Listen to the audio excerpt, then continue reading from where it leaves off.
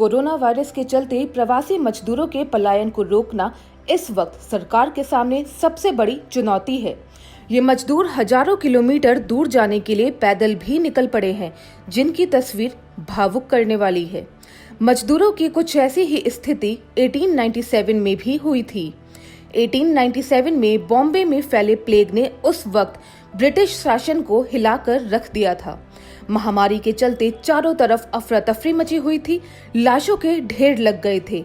घर परिवार के लोग भी बीमारों को छोड़कर भागने लगे थे। लाशों का अंतिम संस्कार करने वाले तक नहीं मिल रहे थे। ये सिलसिला लंबे समय तक चलता रहा था। तब मुंबई की आबादी करीब 8 लाख थी। आज तो मुंबई में करीब 2 करोड़ लोग हैं। उस वक्त मुंबई की टेक्सटाइल मिलों में करीब 80,000 मजदूर काम करते थे। इनमें से ज्यादातर मजदूर महाराष्ट्र के कोंकण क्षेत्र से थे। अगस्त 1896 में प्लेग शुरू हुआ और दिसंबर आते आते 1270 से भी ज्यादा लोग प्लेग से मर गए थे।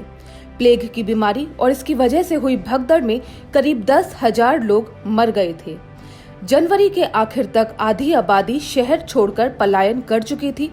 1897 का साल आते आते मुंबई शहर खाली हो चुका था और प्लेग का आतंक पूना तक पहुंच गया था।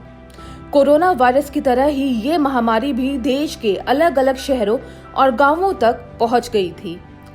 आज ही की तरह उस वक्त भी व्यापार को बंद कर दिया गया।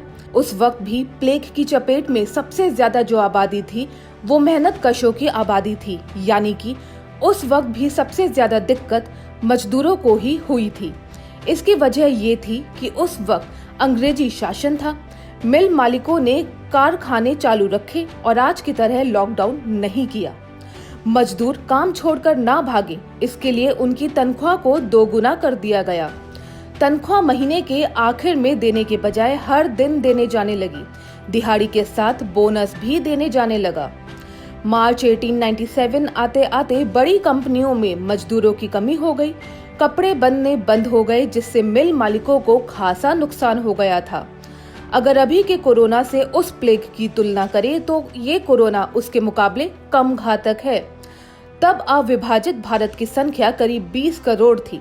इसमें से करीब 1 करोड़ लोगों की मौत प्लेग की वजह से हुई थी। मरने वालों में अधिकांश गरीब और झुग्गियों में रहने वाले थे। हालांकि जब मई जून में प्लेग का कहर कम हुआ तो मजदूर काम पर वापस भी लौटने लगे। The tie that snapped plague and mill labour in Bombay 1896-1898 में लिखे एक लेख के अनुसार 1897 में प्लेग की वजह से जमशेद टाटा को उत्तर भारत से महाराष्ट्र में मजदूर लाने के सुझाव को मंजूरी मिल गई। टाटा का कहना था कि उत्तर से मजदूरों को लाना कारगर था, क्योंकि उत्तर भारत से लाए गए मजदूर जीवन यापन के लिए कारखानों पर निर्भर रहेंगे। उसी वक्त उत्तर भारत में मजदूरों का महाराष्ट्र की तरफ पलायन भी शुरू हुआ। पूरी दुनिया में फैले इस कोरोना ने पिछले 6 महीने में 7 अरब की जनसंख्या में से 3 लाख लोगों की जान ली है। भारत में कोरोना से मौतों का आंकड़ा अब 3,000 तक पहुंचने वाला है। इस कोरोना वायरस के फैलने की गति और इसके लक्षणों की विशेषता ने पूरी दुनिया में अमीर और गरीब सब में एक जैसा डर पैदा किया है। लेकिन अगर इससे सबसे ज्यादा कोई प्रभावित है तो वो है मजदूर, जो पैदल, साइकिल से, रिक्शा से और बैलगाड़ी से हजारों किलोमीटर की यात्रा पर निकल पड़े हैं। 1896-97 के प्लेग के दौरान भी कुछ ऐसी ही स्थिति थी। ABP न्यूज आपको रखे आगे।